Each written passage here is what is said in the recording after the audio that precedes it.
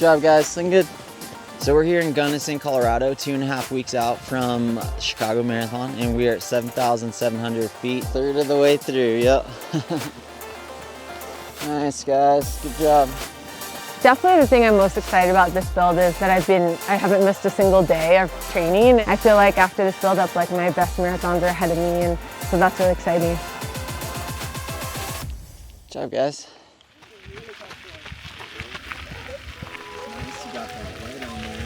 Yeah, it's still so dark it's hard to see them. So we're here in Gunnison, Colorado, 2.5 weeks out from Chicago Marathon, and we are at 7,700 feet, so a little bit of altitude, but actually dropping down from where we're living in Mount Crested Butte at 9,300. So it's a nice morning this morning. Should be a good day to run. Sarah's doing a 10 to 15 mile threshold, kind of marathon effort, kind of last long threshold. Almost went down. Yeah, Sarah's had a really good build up, put in a ton of work, and this is kind of like topping things off, you know, like the spacing between that last long threshold and the marathon's really important. So putting it 2.5 weeks out is the same thing I did in my career, the same thing we watched Dina and Meb and everyone do. So we've kind of stuck to this rhythm, and it's worked really well for me and all my athletes that I was coaching before, and then for Sarah as well throughout her career. So just kind of keeping things the same during that last taper phase is kind of what we stick to. You know, we don't look at any like one workout, but I think the upside is we've done a lot on this and we have a lot to compare this to. Like I did a lot of training here before London Marathon, Worlds 2022, and Chicago 2021.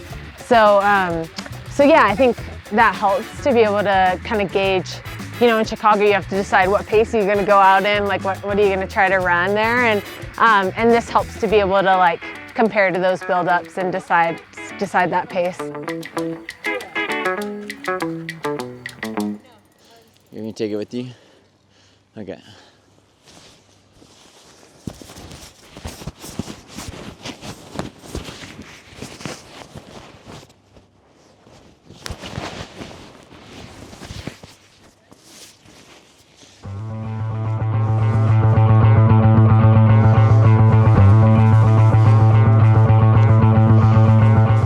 Having been through it myself really helps me just kind of know what's going on, not only physiologically in their body, but also mentally, because it's the taper phase it can be a challenge, you know, mentally, as you have to like back down and trust the training and stop putting the pedal to the metal, you know, stop. Like for this workout, for example, you can come out here and try to prove to yourself you're fit and like race it really hard, or you can just run the right effort level. And that's really what we're about, you know, like not trying to hit a certain pace. Like I haven't told her like, hey, today we're trying to hit this pace and it's really important. And I'm not trying to put a bunch of pressure on this workout. I'm like, hey, let's just get in the right effort. Let's start out. Let's see how the body's doing. And it's not about going out here and time trialing today. Let's just keep it like the right effort over the right pace. And we never know what the right effort's going to be till we get out there and get rolling. So try to be really fluid with this workout, as is the case with most workouts. You know, we find that you know, oftentimes we're trying to tell the body what to do, but it's a balancing act of telling the body what to do and preparing the body, and at the same time working with what the body has on the day, which changes depending on how you sleep and nutrition and where you're at in your training and all the factors that play into it.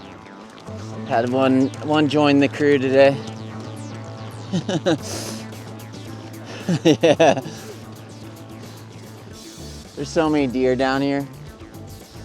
It's kind of like comparing the overall build. Like it's like I used to just try to just smash this workout as hard as I could and like get as much confidence as I can, and then being like, that's what I'm like, this pace is what I'm going to go for in the marathon.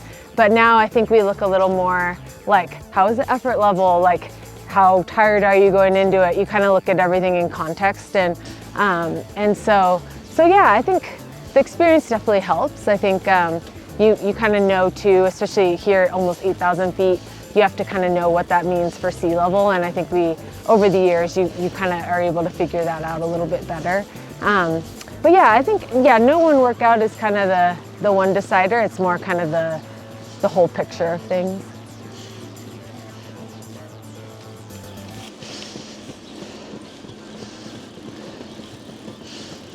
You know, we've been very grateful that Sarah's been healthy, and you know, not every single workout has been great, but she's had some really good ones in there as well. So you kind of look at like, okay, we got in like what we needed to get in work-wise, and then you know, with the taper and the resting, that's when you know, the magic comes with the race atmosphere and the energy that's out on the course with the crowd and stuff. Yeah, she's ready, but not, you know, no one's build up is ever perfect, and she's had good workouts and tough workouts, and she's weathered them really well, both mentally and physically as well. About 5.5. Third of the way through, yep. Having Ryan out there on the bike is really helpful. I think just like having someone to focus on at times, and it's really quiet out here, right? It's not like a race, so.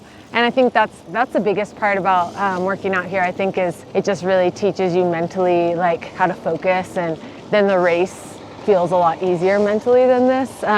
So yeah, it definitely helps having my friend Bosch out there and Ryan, just because otherwise it's just so quiet, and it's, you know, the race atmosphere just helps so much more than like a scenario like this. Fueling is key in the marathon. It's the limiter, right? Like being able to like learn that over time. Fortunately, I have like an iron stomach, so I can take in like tons of fluid out there. I haven't had many problems with my stomach. For me, I've learned like ketone IQ and UCAN and all these tools that are even a little more like scientific than just like a sugary drink is like been really good for me. It really comes with practice. Like when I'm at sea level, I'll take in a lot more than I do out here in this workout, just because breathing wise, like it's a lot easier. So try to mimic things as close to race day as possible. But now I have enough experience in races that like I know what I need to do out there. Good job, guys. 1 mile at a time, here we go. Yeah, Sarah's been working so hard at just keeping her body moving well. She's been seeing John Ball down in Chandler a lot, and they've been working together a lot on specific strengthening that she needs to do. Her work with John, I think, has really been what's enabled her to continue to age so well and still be running so fast. Yeah, I think definitely the thing I'm most excited about this build is that I haven't missed a single day of training, and I haven't like had a totally healthy build-up since 2020, and yeah, I went through a really long string of injuries after Worlds in 2022, and honestly I didn't know if I'd be able to handle training the way we did before that.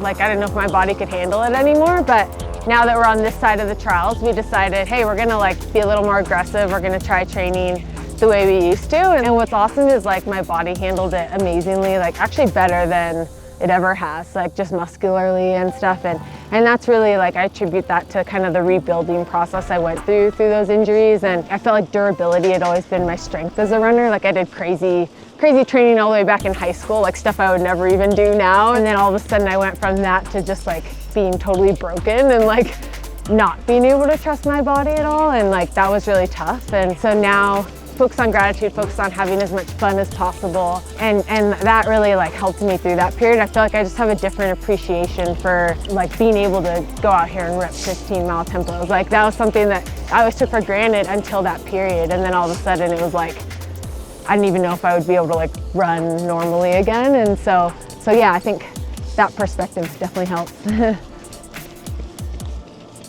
think there's a lot of moments. I think, you know, I'm really actually proud of the last Olympic trials in Orlando, just because of what I had to overcome in the injury cycle, like just to get to the line there. And obviously 5th wasn't the goal, like it was making the team, but all things considered, like on a hot day and with the whole backstory that only I really know of what that was, like to me, I'm really proud of that too. Nice, guys, good job.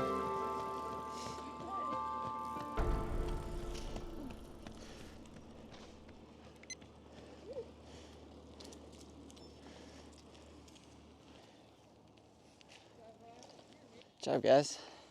Thanks. How'd that feel?